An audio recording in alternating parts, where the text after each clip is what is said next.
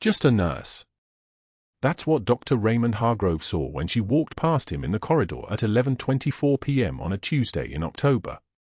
A competent one, sure, steady hands, efficient movements, the kind of night shift nurse who didn't ask questions and kept her head down. He had no idea. He had no idea that the worn combat boots sitting in her locker on the third shelf weren't a fashion statement. He had no idea that the slight limp in her left leg came from shrapnel, not a car accident. He had no idea that the woman he was about to destroy had saved the lives of 11 soldiers in a single afternoon in Baghdad. Sacred Heart Hospital, San Diego. Fluorescent lights hummed their mechanical lullaby over polished linoleum corridors, and the night shift moved through them like ghosts, quiet, efficient, forgettable. The air smelled like antiseptic and cold coffee in paper cups that had been sitting in break room corners since day shift ended at 7. Natalie Hayes arrived at 11 p.m. sharp, badge clipped to navy scrubs, her movements economical and precise. No wasted steps. No wasted words. She had been trained by the best to do the same thing under conditions where a single mistake meant someone didn't come home. The ICU occupied the entire 4th floor of the East Wing. 20 beds. 14 of them occupied tonight. Natalie's locker was in the nurse's station, tucked between stations 3 and 4, and when she opened it the first thing anyone would see was the shelf of supplies every nurse carried: hand sanitizer, compression socks, the granola bar she'd forgotten to eat yesterday. But on the top shelf, above all that, sat a pair of combat boots. Leather cracked from desert sun and repeated exposure to heat that could bake paint off metal. Sand still in the treads, sand that had blown across the Tigris River Valley. The boots were tan, the color of dust, the color of places where people died in the afternoon and nobody found them until morning. Natalie reached up and touched the right boot once, just the toe with her fingertips, the way someone might touch a grave marker. Then she closed the locker door. The sound of metal closing was soft, deliberate, final. Hayes, you're on 7 through 14 tonight. We've got a post-op in 12 who's stable but needs close observation. Hargrove's doing evening rounds in about 5 minutes. The charge nurse, Patricia, didn't look up from her clipboard. She never did. Natalie nodded and moved to her assignment. Room 7 was a 73-year-old with congestive heart failure, stable, on 3 liters of oxygen, for rate steady. Room 8 was empty. Room 9 was a trauma admission from 6 hours ago, motor vehicle accident, fractured pelvis, pain management every 4 hours. Room 10 was occupied by a woman with sepsis whose family had left an hour ago. Room 11 was empty. Room 12 was Colonel Marcus Garrett, United States Air Force, age 58, post-operative day 1, admitted for routine observation after a scheduled surgery to repair a hernia. Natalie pulled his chart without being asked. The laminated pages felt smooth under her fingers. She read fast, the way she had been trained to read, not word by word but in chunks, letting her eyes catch the important markers. Vital stable. BP 118/76. Heart rate 62. O2 sat 98% on room air. Pain controlled with acetaminophen. No complications in recovery. Post-op labs normal. All the indicators of a patient who would go home in 2 days. And then she saw it. A DNR order. Do not resuscitate. Signed by Dr. Raymond Hargrove 45 minutes ago, timed at 11:02 p.m., with Colonel Garrett's initials in the box marked patient consent. Natalie's jaw tightened. Just barely. Just enough that if someone had been watching her face they would have seen the smallest clench of muscle near her temples, the way a predator's muscles tense before movement. She read the order again. The justification line was blank. No medical reason. No terminal diagnosis. No explanation. Just Hargrove's signature, thick and looping, confident as a man signing a check he knew would clear. She walked to the nurse's station and waited. Not urgently. Not with any change in her posture.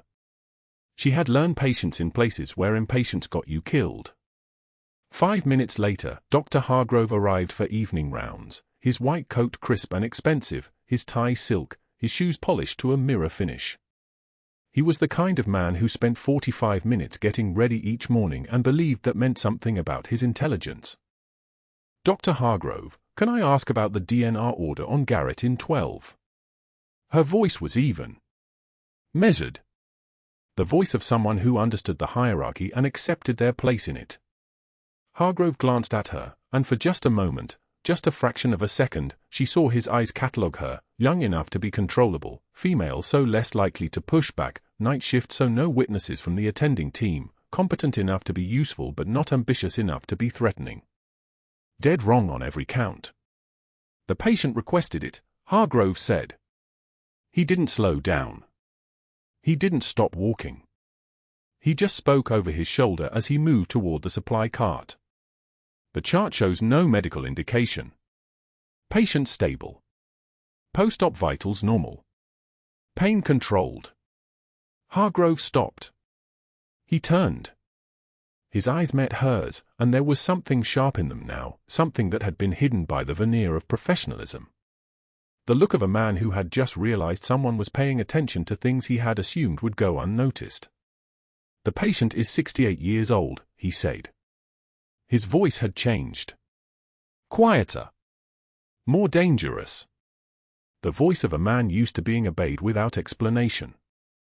58, Natalie said. It's in his chart. Admitted yesterday at 0800 hours. She didn't apologize for the correction. She didn't soften it. She just stated it the way a person states a fact. Hargrove's jaw clenched.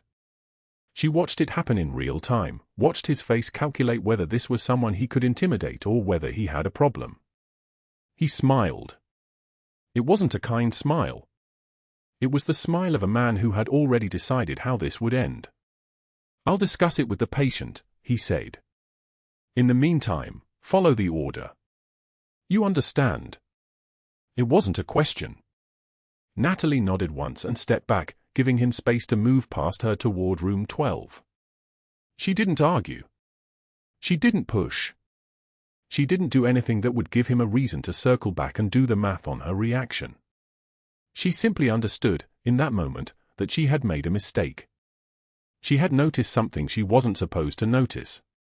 She had asked a question she wasn't supposed to ask. She had looked at Dr. Raymond Hargrove in a way that suggested she was capable of seeing him, really seeing him, and in this hospital, in this world, that was the kind of mistake that ended careers. Just not the ones he was planning to end. Hargrove spent 11 minutes in room 12. She knew this because she watched the clock. 11 minutes with a stable patient who didn't need 12 minutes of medical attention.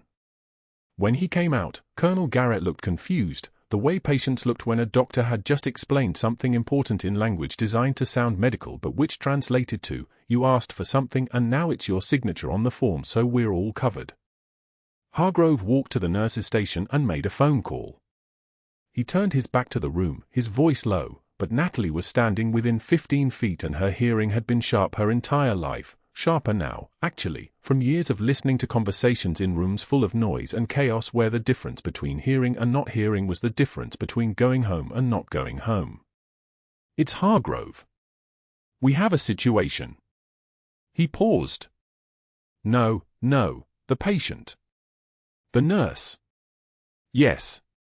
She questioned the DNR order. Looked at the acuity level. Did the math. Another pause. Longer this time. No, she didn't argue.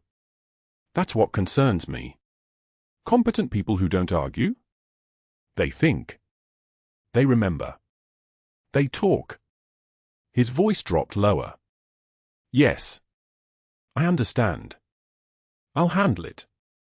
He ended the call and turned back to the station. His eyes found Natalie immediately, the way a predator's eyes find movement in tall grass. He was smiling again, and this time the calculation was complete. He had made his decision.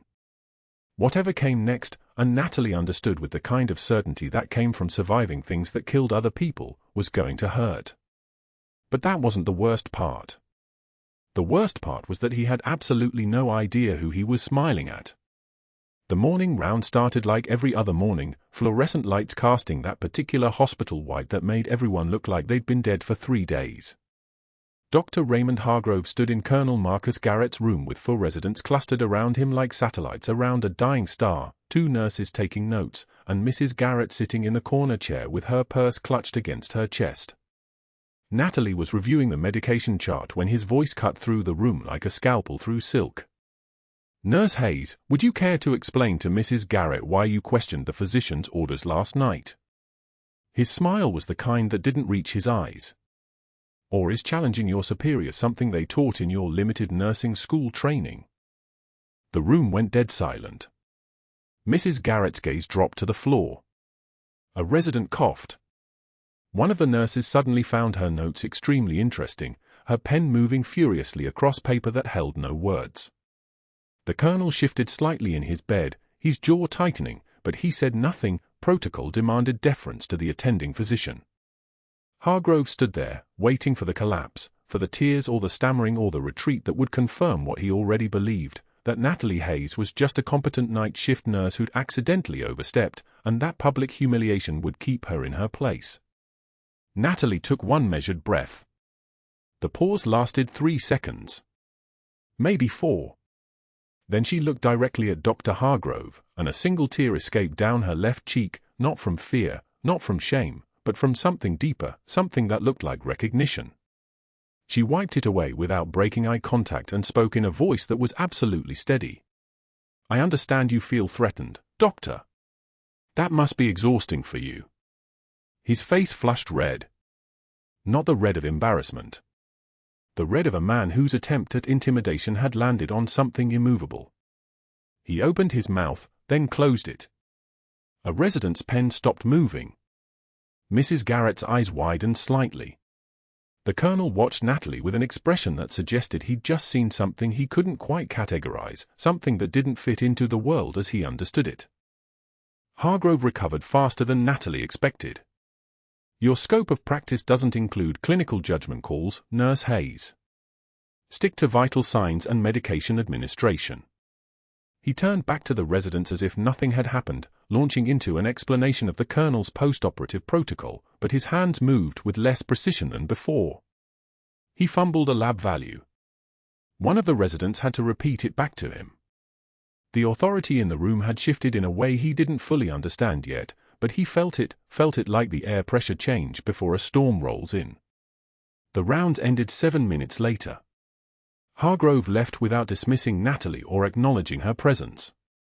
That afternoon, she sat down in the break room with a turkey sandwich and a bottle of water. The refrigerator hummed its constant mechanical song. She'd made it to the table, unpacked her lunch, and taken exactly 1 bite when the room began to empty. 3 nurses suddenly remembered medication rounds that needed checking. A respiratory therapist glanced at his pager, no vibration, no alert, and said he had to get back to the ICU. A pharmacist who'd been microwaving soup decided it could wait. 15 seconds after Natalie sat down, the break room was silent except for the hum of the refrigerator and the sound of her jaw tightening as she chewed. She finished the sandwich anyway. Hand steady. Spine straight. But her jaw worked overtime, and when she tossed the wrapper in the trash, it went a little harder than necessary. This was how institutional power worked. Not through loud confrontation, but through careful social isolation, the withdrawal of normal human courtesy, the way colleagues suddenly had urgent tasks elsewhere whenever she approached. It was subtle enough to deny if challenged. It was devastating enough to erode a person's will to show up. By week's end, a formal write-up appeared on the unit board near the time clock where every staff member passed during shift change. The document was printed on heavy stock, laminated, posted where no one could miss it. The lettering was bold and official-looking. Disciplinary action, Hayes, N. Insubordination and overstepping scope of practice. Final warning. Natalie stood before it for 30 seconds. She read it twice, her eyes moving from the header to the body text to the signature line where Dr. Raymond Hargrove's name was printed with clinical precision. A charge nurse walked past without making eye contact, not rudely, just not making eye contact. The message was clear. This wasn't about her competence anymore. This was about compliance, about knowing your place, about understanding that some people had the power to define you on paper and there was nothing you could do about it except accept the terms they'd written. That night, she was at the medication cart preparing an IV antibiotic for a post-operative patient when Hargrove cornered her in the alcove near the supply closet. The hallway was empty. The night shift moved in pockets of isolation, a handful of nurses handling 30-some patients, everyone too busy to notice small conversations. "You're what we call a liability, Nightingale," he said quietly. His voice had that particular tone of someone who'd practiced cruelty until it felt like professionalism. Smart enough to be dangerous, not smart enough to know when you're outmatched. She said nothing. Didn't respond. But her hands trembled slightly as she logged the medication into the Pyxis machine, fingers moving across the keypad with less certainty than usual. This was the first time her composure fractured in front of him, the first visible crack in the armor she'd been building all week. He saw it and smiled, satisfied. The trembling wasn't fear. It was restraint. It was the feeling of someone who'd learned in a place far worse than a hospital hallway that survival sometimes meant staying silent when every cell in your body wanted to respond. Hargrove walked away, convinced he'd won. Colonel Garrett's condition appeared completely stable through day 3 post-op, vitals normal. Pain controlled. Discharge planning was underway for the following morning, paperwork being prepared, prescriptions being queued, the machinery of hospital logistics moving forward with the assumption that the timeline was secure. Hargrove reviewed the chart and added a note in the observation section, underlined twice, observation only. No escalation of care without attending physician approval. Then he called the hospital board president at home. What the board president didn't know was that Hargrove had spent the last 3 years cultivating relationships with 15 different billing department supervisors, 2 pharmacy directors, and 1 particularly cooperative CFO who'd been receiving consulting fees of approximately $38,000 annually in exchange for signing off on charge entries that had no clinical justification. The scheme was elegant, inflated ICU billing on patients who spent 1 night in observation but were charged for 3. Extended antibiotic protocols that had no basis in clinical guidelines. Supplemental oxygen billing on stable patients who didn't need it. Each individual case was small enough to be invisible. Collectively, it amounted to something closer to $3 million a year flowing through Sacred Heart's system in ways that bypassed audits because Hargrove had made sure the right people were looking the right direction. Natalie Hayes, with her steady hands and her uncanny clinical instincts, was a threat to that entire apparatus. During break, Natalie saw her son's name on her phone screen and didn't answer. She hadn't spoken to him in 4 months, not since he asked why she'd left the Navy so suddenly, why she wouldn't talk about her service, why she seemed like a different person when she came home from her shifts at Sacred Heart. He was still in active duty, stationed at Nellis AFB in Nevada, flying F-16s for the 416th Fighter Squadron. He'd tried to get her to talk about her years as a naval aviator, tried to understand why the woman who'd mentored him, who'd taught him everything about discipline and service, had just stopped. She'd given him nothing. No explanations. No stories. Just silence that he couldn't penetrate. She looked at his name on the screen for 5 seconds, then set the phone face down on her lap. In the staff parking lot later, she sat in her car and stared at the missed call notification. The evening was cooling into night. San Diego's maritime breeze carried the smell of diesel and salt water from the harbor 7 miles away. She breathed it in and didn't call him back. Karim Aziz was admitted to the emergency department that evening with shrapnel wounds sustained during contract security work in Kabul. Burns on his neck and shoulder. Lacerations on his left forearm from flying metal. He was stable but in significant pain, and Natalie assisted with his intake, checking vitals, starting and fall line with a 20-gauge cannula, taking his medical history. He was thin now, much thinner than she remembered. The burns added new texture to skin she'd once known better than her own calluses. When she was taping the final for dressing, he stared at her face, his eyes widening with something like recognition mixed with disbelief. "I know you," he said in halting English, his accent exactly as it had been 15 years earlier. "Baghdad." 2009, you carried me. Natalie froze. The tape went slack in her fingers. For one moment, the break room isolation, the public humiliation, the formal write-up on the unit board, all of it faded away and she was back in a sandstorm with a man's blood on her hands and a helicopter rotor sound like thunder approaching from the west. "You're mistaken," she said quickly, her voice taking on a professional distance that felt foreign in her own mouth. "I've never been to Iraq." But her hand shook as she completed the dressing, the tape not sticking quite right the first time, requiring adjustment. When she left Karim's room, she leaned against the wall for 10 seconds in the hallway, breathing like someone who'd just sprinted the length of the hospital. Her heart was moving too fast. Her hands were moving too fast. Every sense she'd trained to ignore for the past 7 years was suddenly screaming that the past had arrived in a trauma bay, and she had no protocol for what came next. Karim asked a resident for the night nurse's name. The resident told him without hesitation, Hayes. Karim made a phone call from the ER waiting room during his observation period. He dialed a number he'd memorized, a number from an encrypted message system that was technically defunct but never actually shut down, the kind of communication network that existed in the spaces between official channels. Someone answered on the first ring. By morning, Hargrove had learned that Natalie spent 15 extra minutes with the translator, unauthorized time with a patient outside her assigned unit, a deviation from protocol that could be documented, flagged, and added to the growing file of insubordinations that were building a narrative. He scheduled a meeting with the hospital board president for the following day and prepared additional documentation about the medication questioning incident, the write-up, and now this, nurses staying too long in patient rooms, getting personally involved, overstepping the boundaries between professional care and something that looked uncomfortably like commitment. But that wasn't the worst part.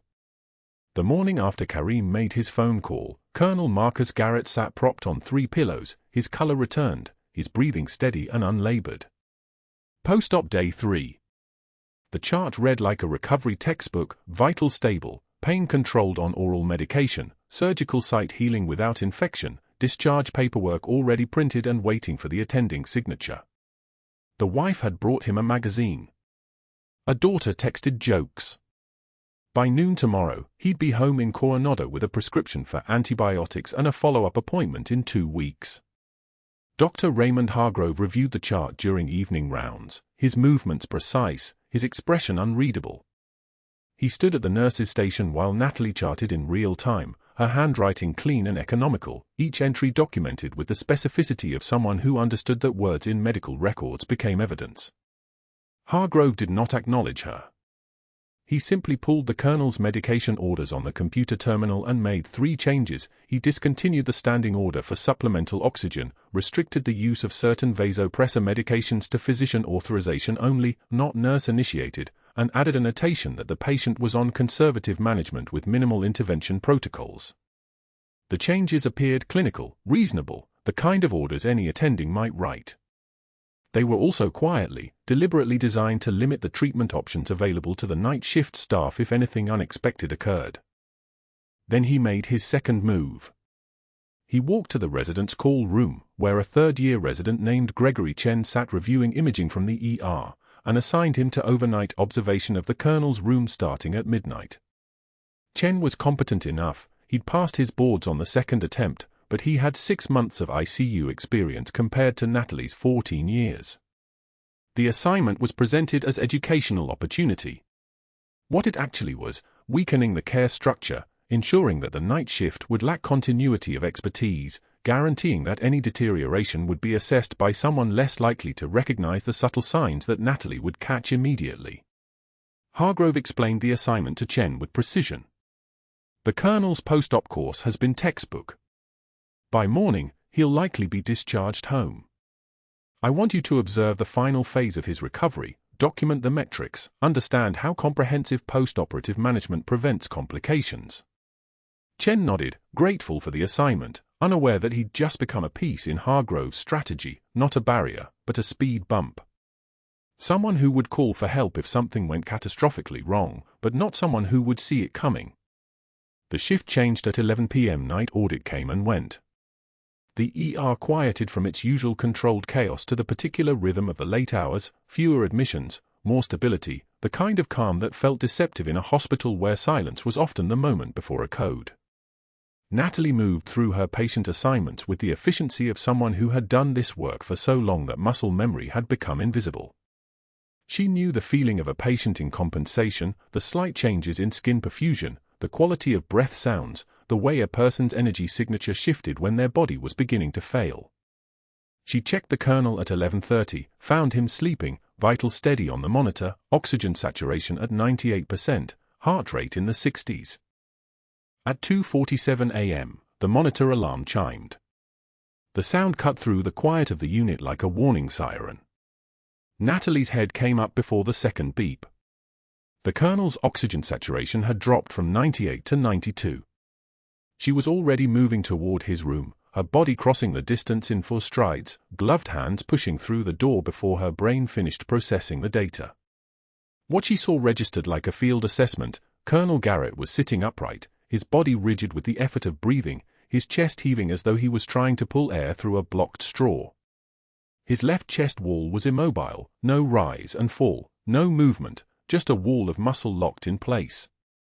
His trachea was deviated visibly to the right, as if something on his left side was pushing his airway away from its natural alignment. Tension pneumothorax.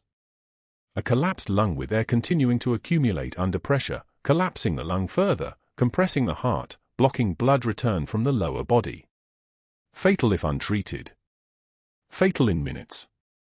Natalie hit the code button. The alarm activated throughout the unit, a series of urgent tones that meant all hands on deck. She was already moving, her hands finding the blood pressure cuff, registering the reading, 72/40 and dropping, while she scanned the monitor. Oxygen saturation fell from 92 to 87 in the time it took a breath. His heart rate climbed, 105, 120, 140. Then it stumbled, dropped to 52, recovered, climbed again in the stuttering pattern of a heart being starved of oxygen. The attending physician arrived first. Dr. Marcus Garrett, a general surgeon with 15 years of experience and the kind of calm that only comes from having survived dozens of critical moments. He took the situation in with a single glance. "He's crashing. Get me a chest tube tray. Now." His voice carried no panic, just command. But his eyes locked on the colonel's oxygen saturation, watching it fall, 85, 80, 76. The lips were turning blue. The skin mottled. The pupils dilating. Death was arriving at a walking pace that would become a sprint. Simmons began CPR. One hand on top of the other, shoulders locked, the compression rate exactly 104 per minute, the tempo of the BGs staying alive, muscle memory from 100 resuscitation courses. The monitor showed a flat line. Asystole. No electrical activity, no perfusion, no heartbeat. A resident ran in, grabbed the defibrillator pads, and pressed them to the colonel's chest. A nurse pushed epinephrine. The code ran. 1 minute. 2 minutes. No change in the rhythm. No return of spontaneous circulation. Simmons never slowed his compressions. His breathing remained steady. His movements mechanized and precise. But Natalie, standing at the bedside with her hand on the colonel's shoulder, felt the mathematics of it in her bones. Each minute of no perfusion meant neurons dying, organs failing, the possibility of meaningful recovery shrinking toward zero. At 6 minutes, Simmons glanced at the clock mounted on the wall and started to speak the words that would end a life. 2:47 a.m. time of death. Natalie moved without decision. No hesitation. No asking permission. No room for argument. She crossed between Simmons and the colonel's body, her hand already extended, her fingers already locating the anatomical landmarks, the second intercostal space, the midclavicular line. She'd performed this procedure once before, in the field outside Fallujah in 2009, on a lance corporal with shrapnel in his chest cavity. The technique was identical. The stakes were identical. The need was absolute. "Nurse, step back," Simmons said, his voice controlled but firm. She had no time to negotiate with his authority, so she didn't. She reached for the nearest cart, found the 14-gauge needle catheter, and twisted open the package. Simmons reached for her arm. "Open the door, get the crash cart in here, step back." Natalie locked the trauma room door. The sound of the lock was small. Definitive. Through the window, residents and nurses gathered, confused by the barrier. One of them pounded on the glass. Simmons moved toward the door, then seemed to understand that stopping her by force would take time they didn't have, and time they didn't have was the thing that was killing the colonel. He returned to the CPR position. Natalie's hands moved on muscle memory so deep it might have been instinct. She palpated between the ribs, found the space, and drove the needle forward with controlled force. The point penetrated skin, then intercostal muscle, then the parietal pleura, then the accumulated air that had been crushing the colonel's lungs and stopping his heart. The hiss that followed was unmistakable, a violent release of pressurized air escaping from a body that had been compressed into suffocation. The sound filled the small room like wind, like death being expelled, like the moment a trapped thing finally breaks free. The needle was in. The catheter advanced. She withdrew the needle, leaving the catheter in place as the patient's pressure equilibrated, the pneumothorax decompressing, the air no longer killing. The monitor beeped once. Twice. A rhythm appeared, a pulse electrical signal returning, life flowing back into the silence. Oxygen saturation, 71. Climbing. 78. Climbing. 85. The colonel's chest rose and fell, spontaneous breathing returning. His lips transitioned from blue toward pink. His pupils began to contract. Natalie's hands were already on the bag valve mask, ventilating the patient, pushing oxygen into lungs that had been collapsed moments ago. Simmons stared at her for a fraction of a second, then resumed full care. He reached for gloves, positioned himself for the formal chest tube placement, called for a surgical tray. The code had transformed from death into treatment, from flatline into salvage. By 2:53 a.m., the colonel was stabilized, intubated, transferred to the ICU with a chest tube draining dark blood and air, his vital signs climbing toward normal parameters. Simmons worked in silence beside Natalie, making decisions, giving orders, his competence meeting her competence in the space where medicine became art. The door was unlocked. Staff filed out, processing what they'd witnessed. Gregory Chen stood in the hallway, his face pale, his understanding of overnight observation completely rewritten. Hargrove arrived at 3:15 a.m., still in street clothes, blue shirt, khakis, the appearance of someone called in from home. He reviewed the code documentation, read Natalie's interventions, his eye scanning the note she had written with clinical precision, tension pneumothorax noted on clinical assessment. Needle decompression performed at 2:49 a.m., second intercostal space, midclavicular line. Catheter placement successful. Oxygen saturation improved from 76% to 85% immediately post-intervention. Patient intubated and transferred to ICU for definitive chest tube placement. He read it twice. Then he walked to his office, closed the door, and made for phone calls. The hospital board president answered on the fifth ring, irritated at being woken. Hargrove's voice was calm, professional, utterly controlled. The second call went to the nursing school director in Phoenix. Her voicemail accepted his message about concerns regarding the training and judgment of one of our staff members. The third call reached an HR investigator he'd used before, someone who understood how to build documentation that would hold up in a hearing. The fourth call went to his contact at the state nursing board, just a heads up, just a question about scope of practice, just a routine inquiry. Each call was precisely calibrated. Each one added weight to an invisible structure that would take weeks to fully assemble.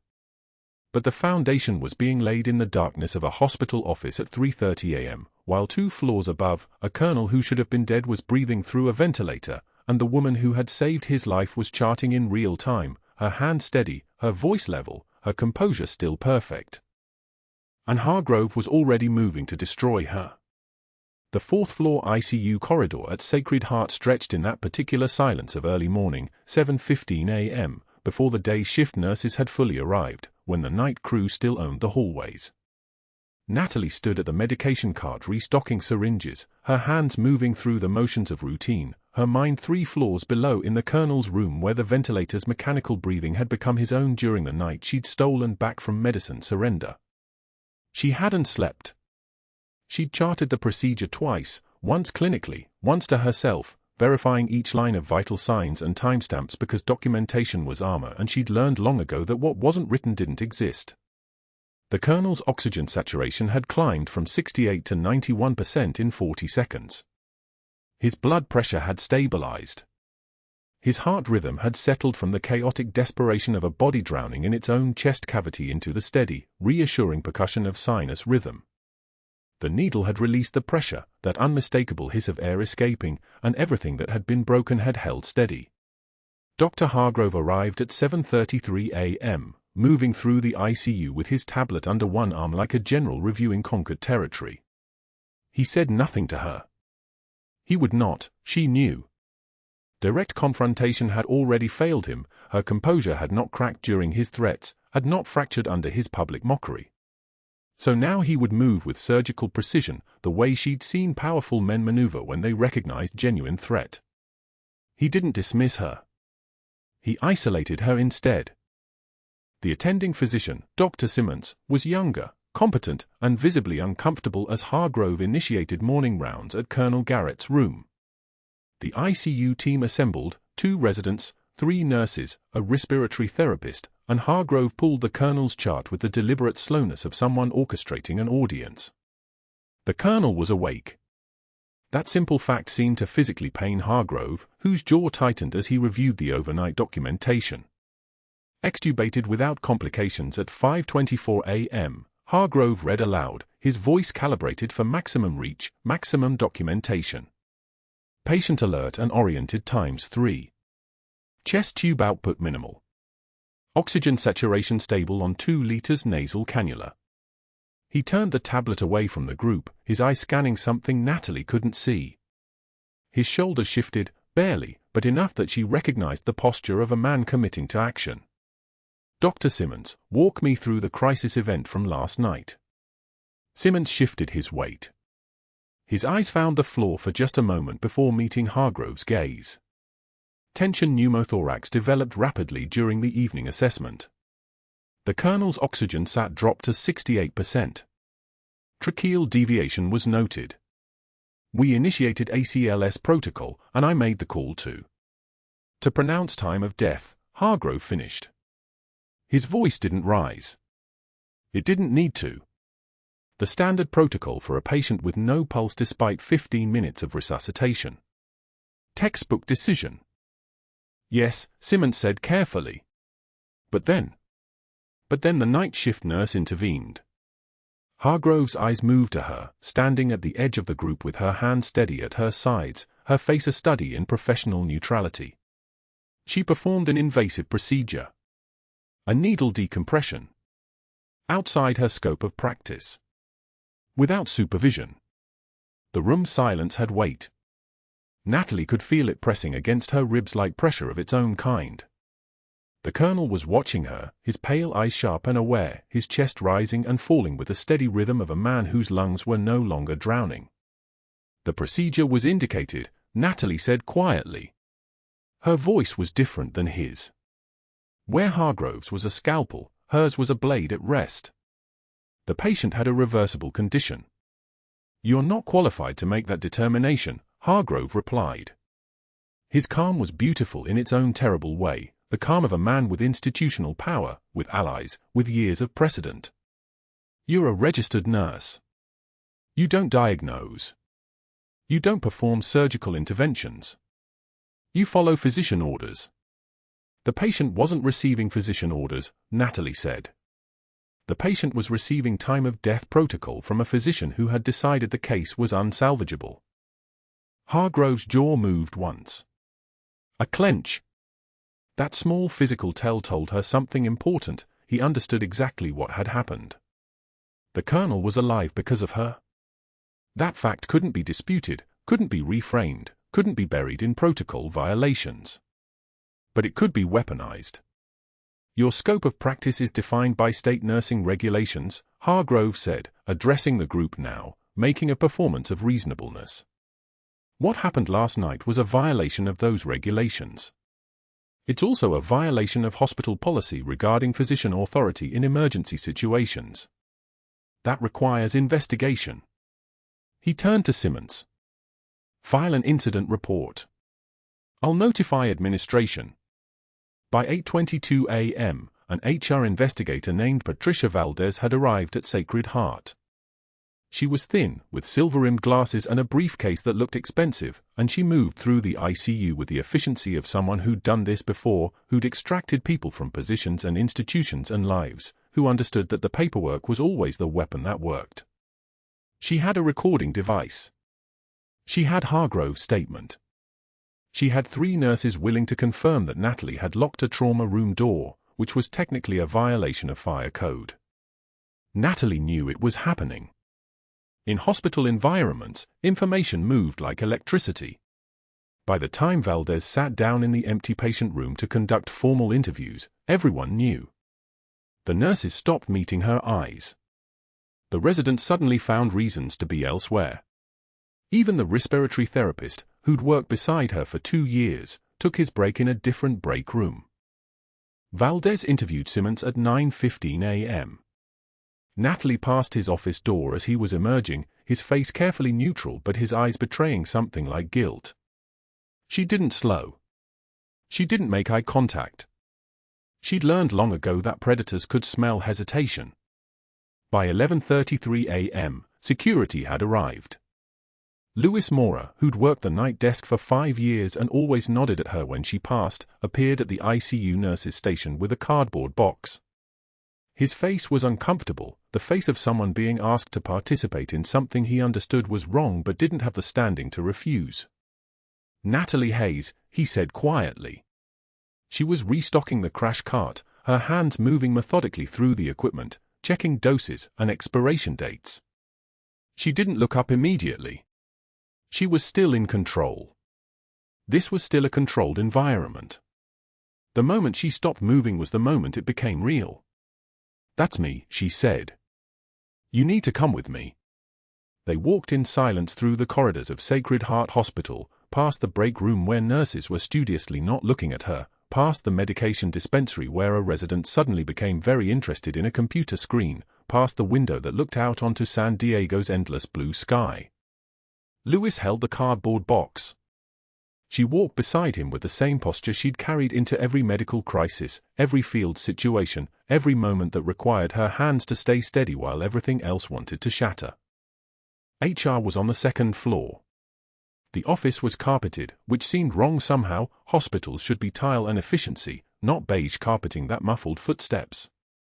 Valdez was waiting. She gestured to a chair across from her desk, and behind the professional courtesy was the immovable weight of institutional machinery already in motion. "Ms. Hayes," Valdez began, reading from a prepared statement, "your employment with Sacred Heart Hospital is terminated effective immediately. The incident report filed by Dr. Hargrove details a violation of nursing scope of practice regulations under California Code 1484 et sec., specifically the performance of an invasive medical procedure without physician supervision and without proper authorization. You are being terminated for gross negligence and insubordination." The words accumulated like sediment. Natalie listened to them settle. She'd heard worse in worse circumstances. She'd made harder choices with worse information under worse conditions. But those had been in deserts and mountains and rooms that smelled like diesel fuel and blood. This was a carpeted office with fluorescent lights that made everything look like it was drowning in pale water. "There will be a security escort to collect your personal items," Valdez continued, sliding a folder across the desk. "You'll have 15 minutes to clear your locker. You're to return your badge and access card immediately. There will be no re-entry to hospital facilities." Natalie didn't read the termination paperwork. She already knew what it said. She picked up the cardboard box instead and stood. Louis walked beside her to the 4th floor locker room. The space was empty, the day shift hadn't arrived yet, and the night shift had already fled. Her locker opened with the same click it always had. She pulled out her spare scrubs, still folded from last week's laundry. She pulled out a photo in a small frame, her late husband in his navy whites, younger than she'd ever known him, smiling at someone she'd been back then, someone she wasn't anymore. She pulled out the worn combat boots, the leather creased and mold to her feet, the soles marked with the dust of places that no longer officially existed. She placed them on top of the other items in the cardboard box, leather side up, where anyone looking could see exactly what she was. Lewis drove her to the parking lot. She got into her car, a 2008 Honda Civic, practical, forgettable, exactly what she'd wanted to be. She sat there for 10 minutes without the engine running, her hands on the steering wheel, the cardboard box on the passenger seat beside her like a sleeping thing that might wake up. Then she drove to the Veterans Cemetery. The rain started light, a Pacific drizzle that barely qualified as weather, but by the time she found her husband's headstone, it had gathered conviction. It fell hard enough that the ground beneath her knees was soft mud. She knelt there in her scrubs, still wearing her hospital ID even though she was no longer authorized to be anywhere in Sacred Heart. The rain soaked through the fabric at her knees, at her thighs, ran cold down the back of her neck. I couldn't stay hidden, she whispered to the headstone, to the name carved in granite, to the man she'd married at 24 and lost at 31 to an IED that had been meant for her convoy. And I couldn't save him. I couldn't save either of you. I failed you both. The rain fell harder. Around her, the cemetery was empty except for the monuments and the sound of water on stone and the wind that moved through the coastal chaparral like something living. She stayed there until the rain had soaked through completely, until there was no difference between the moisture on her face and the moisture falling from the sky. Then she stood, knees marked with mud, and walked back to her car. The cardboard box sat on the passenger seat. The combat boots were still visible on top, leather darkened now by the rain that had blown in through the open door. She didn't move the box for 3 days. It sat there while she sat in her apartment and didn't answer the phone, while she stared at the walls and didn't turn on the television, while she existed in the space between who she'd been and who she'd been told she had to become. The rain continued. San Diego's weather had decided to be dramatic for once, the kind of weather that matched internal catastrophe, that made the outside world look like what was happening inside your chest. On the 4th day, her son called. "Mom," his voicemail said, his voice tight with something that might have been anger or confusion or fear. "Mom, I don't know what happened at the hospital, but Colonel Garrett is awake. He's asking for you. He's asking for you by name. Mom, he showed me something. A file. Documents from Baghdad. Why didn't you tell me? Why didn't you tell me who you actually were?" The voicemail ended. Natalie didn't call him back immediately. She sat with the message like it was another thing in the cardboard box, another artifact from a life she'd thought was safely buried. But the Colonel was awake. That was the fact that would not allow itself to be hidden. The Colonel was awake because she hadn't allowed his death to be inevitable. Because she'd locked a door and made a choice and followed protocol that was older and deeper than any hospital regulation. And now the door was going to open in ways she couldn't control. The phone call came at 2:44 a.m. from the hospital board president's home in Del March. Warren Chen listened to Hargrove's voice on the other end, steady and practiced, describing concerns about a nurse's documented pattern of insubordination and psychological instability. Chen had been asleep. He was not pleased. But Hargrove's tone carried the weight of medical authority, a senior physician warning about a liability, and Chen, who had built his career on institutional protection, understood the language of risk mitigation. By the time the call ended, Chen had agreed to an HR review. The second call came to the nursing school at UC San Diego. An outside investigator named Margaret Torres, hired by Sacred Heart's legal department through a shell consulting firm, left carefully worded voicemails with 3 of Natalie's former instructors. Just routine reference checks. Nothing serious. How would you characterize her stability during the program? The instructors, hearing the official tone, spoke carefully. One mentioned a semester when Hayes had requested counseling services. One noted that she'd missed a week of clinicals without explanation. The third simply said, "Competent. Very competent." but closed off. Torres documented everything. The third call came directly to the State Nursing Board, another carefully worded inquiry about whether any complaints had been filed. There were none, but the inquiry itself became a record. The fourth call was to Human Resources, instructing them to conduct an immediate employment file review for any documentation supporting a corrective action meeting. HR pulled Natalie's file. They found the recent write-up about scope of practice violation. They found nothing else of substance, but the presence of the single write-up meant it could be used as justification if needed. Hargrove was not relying on evidence. He was building a narrative. What he didn't account for was that Louis Mora, the security guard who'd worked Sacred Heart for 17 years, was sitting in the break room at 4:27 a.m. when Torres made her call to Human Resources. Louis heard the specific language used: pretext investigation, building a case, preparing termination documentation. He knew what that meant. He'd escorted people out before. Some of them came back. Some of them didn't. By 6:02 a.m., Natalie had no idea any of this was happening. By 7:15 a.m., the first rays of San Diego sunlight were hitting the windows of the ICU as she finished her charting on Colonel Garrett. His vital signs were stable. His oxygen saturation was 96%. His color was good. Every clinical indicator suggested a man who would walk out of Sacred Heart in another week. Natalie had saved his life with her hands and her muscle memory and 12 years of field medicine compressed into 90 seconds of absolute clarity in a locked trauma room. At 7:22 a.m., a man in a charcoal suit who introduced himself as HR investigator David Chen walked into the ICU and asked to speak with her in the conference room. She knew before he opened his mouth. There was nothing in his expression, he was too practiced for that, but she could read the rhythm of an institutional machine rolling forward. She'd seen this rhythm before, in different uniforms, in different rooms. The pace of someone following a script. The conversation lasted 18 minutes. Chen presented the write-up from the previous week.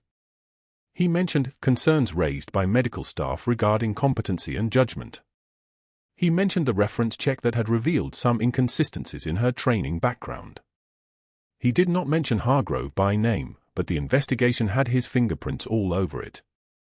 Natalie sat with her hands folded on the conference table, her shoulders perfectly still, her voice quiet and level. "I saved his life." Chen adjusted his glasses. "That's not in dispute, Ms. Hayes. However, performing a procedure outside your scope of practice, without explicit physician authorization. The attending physician had called time of death. Which is precisely the issue.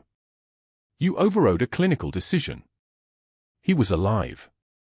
The words hung in the air between them, simple and true and completely insufficient against the weight of institutional liability. Chen closed his folder. "Human Resources has decided to accept your resignation, effective immediately. If you decline, we will move forward with termination for cause. Either way, your employment at Sacred Heart Hospital is ending today." Her voice didn't crack. "I understand." By 9:33 a.m., she was walking toward the parking lot. Louis Mora was waiting at her car with a cardboard box containing her belongings, a stethoscope, a trauma shear with her initials worn into the grip, a photo of her and her son taken 5 years ago at Coronado Beach, her spare scrubs, a half-eaten protein bar from her locker, and at the very top, placed with deliberate care, the pair of worn combat boots she'd carried through Baghdad and into this fluorescent-lit world where no one had ever asked her name. Louis's face was hard with something that might have been rage. "I'm sorry, Sergeant. I was just doing." "I know," Natalie said quietly. She took the box. It weighed almost nothing. She drove north on IR-5 toward the veteran cemetery in Miramar, her knuckles white on the steering wheel, her body moving through the motions of driving while her mind seemed to be operating from very far away. The traffic was light. The sky was clear. It was the kind of San Diego morning that made you understand why people moved here to escape, to start over, to become someone new. The rain started as she turned onto Miramar Drive. She knelt at her husband's grave with the cardboard box beside her, rain soaking through her scrubs, her hair plastered to her face, her hands gripping the marble headstone as if it were the only solid thing in a world that had just become liquid and formless. The inscription read Marcus James Hayes, Senior Chief Petty Officer. 1978 to 2011, he carried us home. Her voice was barely a whisper, words meant for a dead man and the rain and no one else. I couldn't stay hidden. I wouldn't stay hidden. I saw him crashing and I couldn't just watch. I broke protocol and I saved his life and it cost me everything. Again. She pressed her forehead against the cold marble. I failed you then. I'm failing you now. I became someone else and it wasn't enough. I came home and it wasn't enough. I tried to be invisible and someone saw me anyway. And the price is the same every time. Always the same. She stayed there until the rain stopped, until her scrubs were completely soaked through, until her body temperature had dropped enough that she started shaking. Then she got back in her car with the box of her life and drove to her apartment in Pacific Beach without stopping. 3 days passed. She didn't answer calls from colleagues. She didn't check her work email. She sat on her couch with the combat boots on the coffee table in front of her, the way some people display war trophies or religious artifacts, objects that held weight beyond their material composition. The boots had been with her through a marriage and into widowhood. They'd been with her through a career as Senior Chief Petty Officer attached to a Naval Special Warfare Command. They'd been with her into the world of scrubs and night shifts and a life deliberately constructed to avoid scrutiny. Now they were artifacts of a failure. Her phone rang on the third day at 3:22 p.m. The caller ID showed her son's number. Mom. It's me. I'm calling from Sacred Heart. I came by to visit the colonel like I planned, and they said you weren't working here anymore. What happened? Are you okay? He's awake, Mom. Colonel Garrett is awake and asking for you.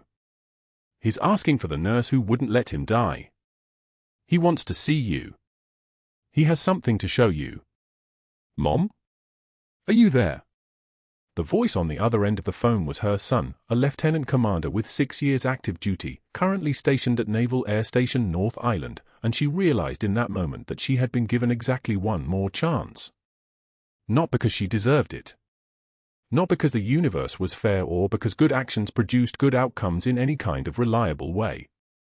She'd learned that lesson in Baghdad, in blood, in the weight of carrying a human being for miles through a combat zone and realizing that some saves and some losses were determined by factors that had nothing to do with heroism or skill.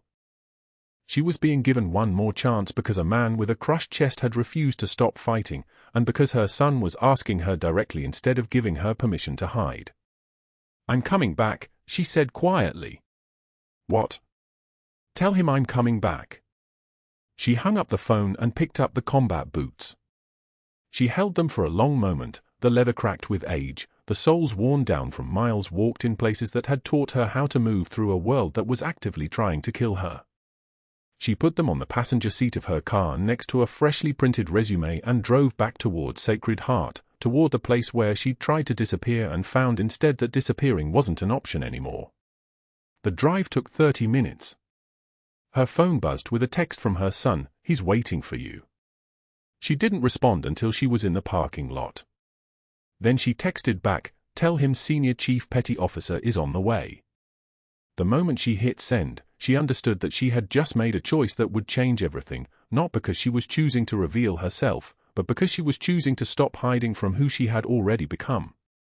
Like and subscribe if you believe true heroism lives in the people the world never sees coming. What would you do if everything you'd built to protect yourself suddenly crumbled in a single night? Tell me in the comments below.